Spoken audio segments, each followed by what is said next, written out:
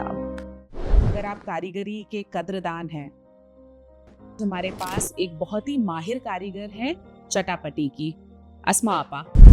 हम लखनऊ के ही रहने वाले हैं। हम हाजिर हैं उसने कारीगरी सीरीज में। कैसे टुकड़ी बनाती हैं गरारा, पहले उसके हमको तरीके बताइए। तिरछी पट्टियाँ बनाते हैं, उसमें तो खैर हमें खाके की ज़रूरत नहीं होती है। उसे पिंक था, ग्रीन था, येलो, मजेंटा, ये कौन सा बनाया था डिजाइन आपने माही पहला? माही पुष्ट बनाया था। माही पुष्ट पहला बना दिया आपने। हज़ारों गरारे बनाए।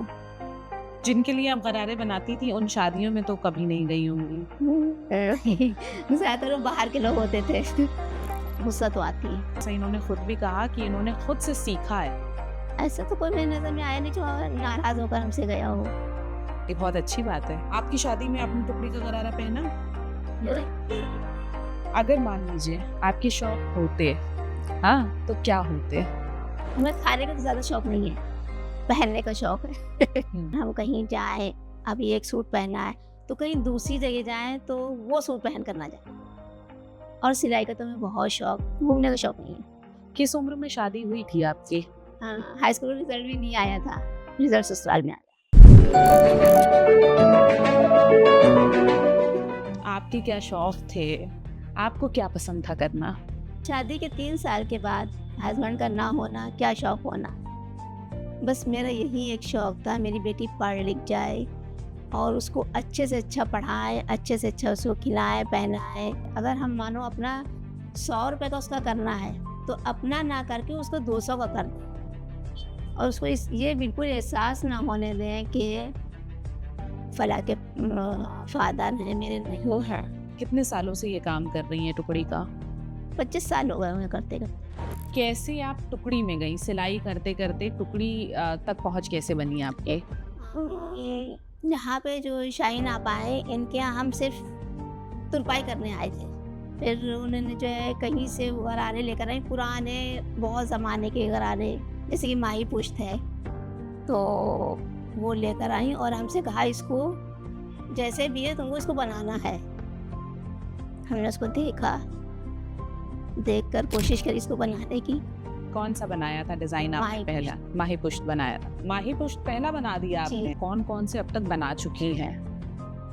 हमने माही पुष्ट बनाया है, ज़िगज़ैग, लहरिया और लौजात और बर्फ़ी और बर्फ़ी की जैसा जो स्क्वायर में आता है वो,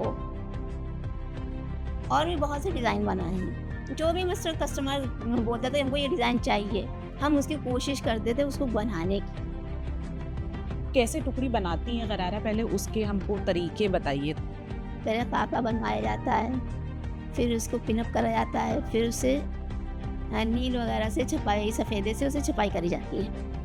उसके बाद उसकी कटिंग करते हैं, कटिंग करने के बाद उसको जोड़ते हैं।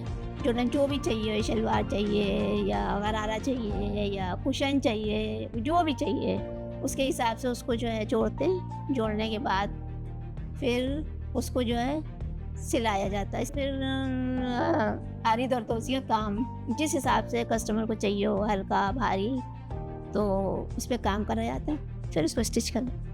गरारे कितनी तरह के होते हैं? गरारा तो एक नॉर्मल गरारा होता है, फर्शी गरारा होता है, और पहले ज़माने में तो नवाबों के टाइम पे तो बहुत लंबा फर्शी गरारा होता था।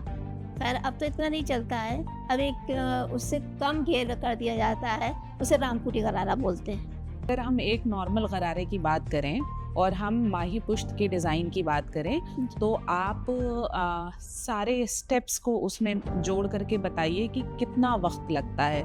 माही पुष्ट तो हाथ से सिलता है, वो मशीन से नहीं सिला जा सकता है। कम से कम 3 महीने लग जाते हैं उसको बनाने में। और आपने कौन कौन से ऐसी चीज़ें बनाई हैं जो टुकड़ी में नहीं मौजूद थी? पहले तो सिर्फ गरारे ही बनते थे या शलवार बनती थी। अब तो आप उसकी धुलाई बना लीजिए, आप शलवार बना लीजिए, कुशन बना लीजिए, कुर्ता बना लीजिए, आप उसका जोड़ा कुछ भी बना सकते हैं। ये बहुत इनोवेटिव हैं कि इन्होंने खुद से सीखा है, तो ये हर दिन नए तरीके इस्तेमाल करती रहती हैं कि टुकड़ी को कैसे नई जनरेशन तक पहुंचाया जाए। उन्हें अपनी बेटी का गरारा बनाया। शादी में तो खुशी होती है, तो बहुत ही शौक से बनाया, बहुत ही चुन चुन कर बनाया। और उसके बाद किन रंगों को चुना आपने? उसे पिंक था, ग्रीन था, येलो, मजेंटा, ये ट्रेडिशनल कलर हैं टुकड़ी के ना, जी, जो हम जी, रिवायती चले आ रहे हैं। ये ज़्यादा जो है खिलकर सामने आते हैं और ये रंग ज़्यादा खूबसूरत भी लगते हैं। तो उन 3-4 रंगों की जब चुनाव करते हैं, तो अगर वो गलत तरीके से जोड़ा जाए, मतलब रंगों को अगर इधर-उधर कर दिया जाए, तो क्या देखने में वो बहुत बुरा बन के आएगा? अगर कलर जो है सही से नहीं लगे हैं, तो फिर वो जो है देखने में अच्छा नहीं लगेगा। अगर कलर सही सेट हैं, तो उससे खूबसूरती बढ़ जाएगी। नाराज़ होकर नहीं गए हो, खुश ही होकर गए। जिनके लिए आप गरारे बनाती थी, उन शादियों में तो कभी नहीं गई होंगी। ज़्यादातर वो बाहर के लोग होते थे। आपकी शादी में आपने टुकड़ी का गरारा पहना?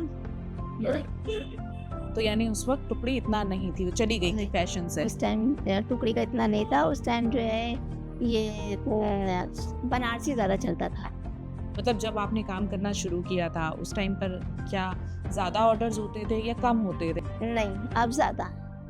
पहले थे, बहुत कम थे। जब हम लखनऊ की बात करते हैं और हम ये बात करते हैं कि यहाँ पे टुकड़ी बहुत मशहूर थी, कारीगर तो मौजूद थे, लेकिन वो कारीगरों ने काम करना बंद कर दिया, या वो कारीगर कर रहे हैं लेकिन लोगों को पता नहीं है, या उन्हें नहीं पता है कि कहाँ से उन्हें काम मिल सकता है। जो वो लोग थे वो बस अपने घर का ही बनाते थे।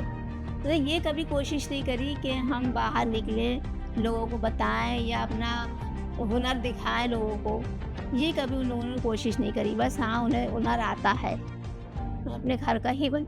तो आपके हिसाब से कारीगर मौजूद थे, लेकिन अपने घरों के लिए उन्होंने घर काम के किया, कभी बाजार में बेचने वाला काम बाहर नहीं किया, और इसलिए शायद ये कोशिश नहीं जो करी कि कला थी, ये क्राफ्ट थी, ये खत्म होती गई। लेकिन आपको क्या लगता है कि अभी भी इसके सही खरीदार मौजूद है, या अभी भी उनके आने की ज़रूरत है? एक और दौर आएगा जब ज़्यादा सही दाम देने वाले खरीदार मिलेंगे।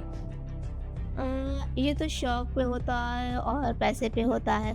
जिनको शौक है, पैसा है, तो वो तो बनवा ही रहे हैं। और अब ये ज़्यादा चल गया है, तो हर इंसान चाहेगा कि हम इसको बनवाएं, इसको पहने, क्योंकि देखकर ही इंसान को होता है ये तो बहुत अच्छा लग रहा है। फिर वो खुद शौक करता है कि हम भी बनवाएं। तो हमें लग रहा है कि आने वाले टाइम में इसकी डिमांड ज़्यादा होगी। किन किन कपड़ों पे टुकड़ी मुमकिन है करना, और किन किन कपड़ों पर टुकड़ी एकदम नहीं हो सकती?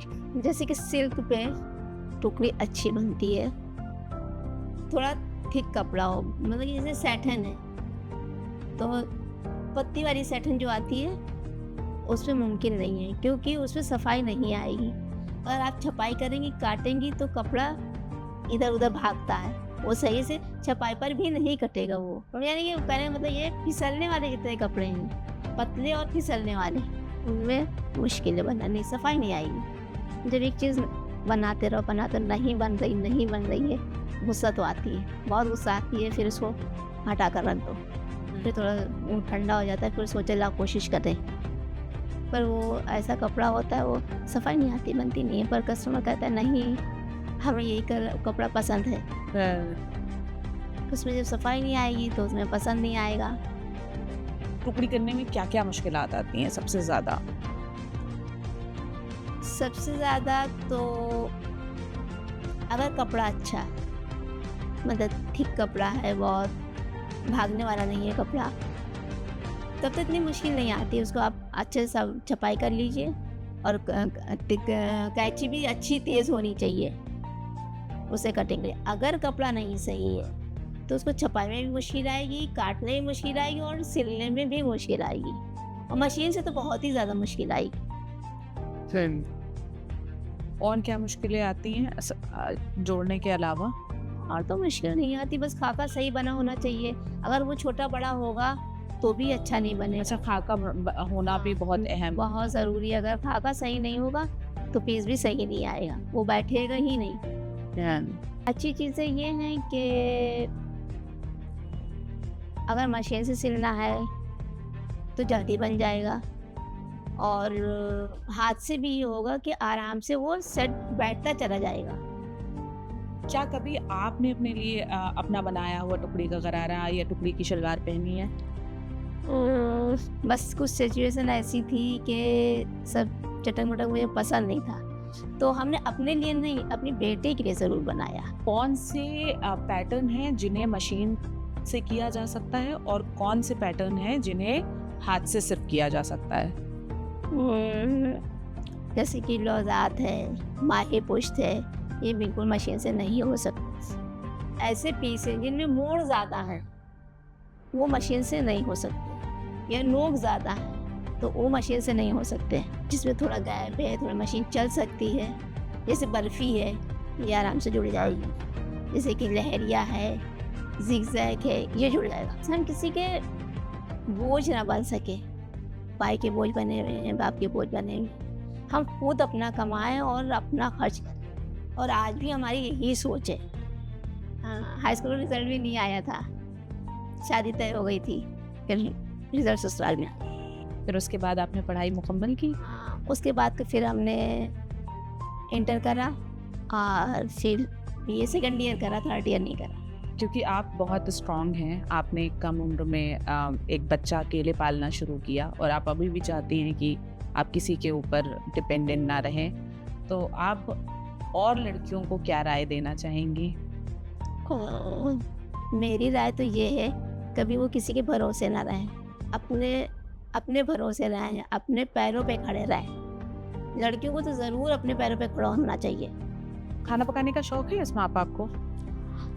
खाना पकाने का हमें बहुत शौक था, पर अब जब बाहर निकलने लगे तो खाने से मन हटकर काम पे लग गया, सिलाई पे लग गया, तो आप नया हुनर सीखने में लग गया। आपका बहुत बहुत शुक्रिया आज हमारे साथ आने के लिए। अस्मा आपा अब सनत कदा के साथ में जुड़ी हुई हैं और सनत कदा के साथ मिल कर के बहुत सारे खूबसूरत टुकड़ी की चीज़ें बना रही हैं। उसमें से एक कुर्ता हमने भी पहना हुआ है, ये अस्मा आपा का ही बनाया हुआ है जो कॉटन पे है। तो टुकड़ी को सिल्क से निकाल के आम दिनों के कपड़ों पर लेकर के आना भी आजकल ये कर रही हैं। तो थैंक यू अस्मा आपा वापस से इस क्राफ्ट से लोगों को जोड़ने के लिए। और अगर आप कारीगरी के कद्रदान हैं तो हमारी इस तरह की वीडियोस जो लखनऊ बाइस्कोप करता रहता है हमारे यूट्यूब चैनल और इंस्टाग्राम पर अवेलेबल हैं, ज़रूर देखें। आदाब।